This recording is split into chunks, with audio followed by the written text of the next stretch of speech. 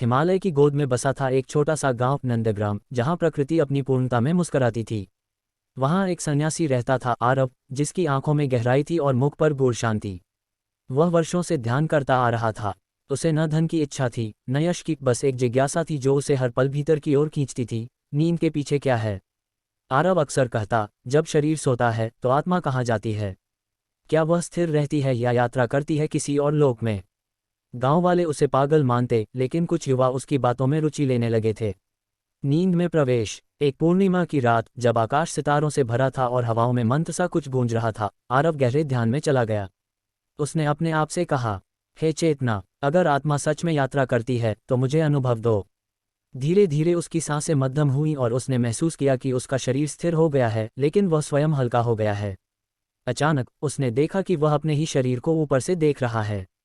वह डर गया, पर एक आवाज आई, डर मत, तू अपनी आत्मा है और ये तेरा पहला कदम है। दूसरी दुनिया, अंतराल लोक। आरव एक प्रकाश रेखा के साथ बहने लगा। वह न आकाश था, न पृथ्वी, एक अलग आयाम था जिसे समझना मनुष्यों के लिए कठिन है। वहां एक प्रकाश द्वार था जिसके पार जाने पर उसने देखा।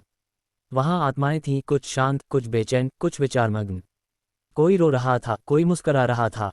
ये था अंतराल लोक, एक स्थान जहां आत्माएं नींद के समय पहुंचती हैं। वहां समय नहीं था, केवल ऊर्जा थी। एक वृद्ध आत्मा ने आरव को देखा और पास आई। उसने कहा, तू जागृत होकर यहाँ पहुंचा है। बहुत कम आत्माएं ऐसी होती हैं जो नींद में भी होश में रहती हैं। आरव ने पूछा, ये आत्माएं यहाँ क्यों हैं? वृद्ध बोली, जब शरीर सोता है तो आत्मा बंधनों से मुक्त होकर अपनी वास्तविकता से जुड़ने आती है। कोई अपने पूर्व जन्म की स्मृति खोजता है, कोई अगले जीवन की तैयारी करता है, कोई बस विश्राम चाहता है। अचानक आरव को अपने दादा दिखे, जो वर्षों पहले स्वर्ग से धार चुके थे। वो मुस्करा रहे थे। उन्होंने आरव से कहा, बेटा, हम हर रात तुम्हारे पास होते हैं।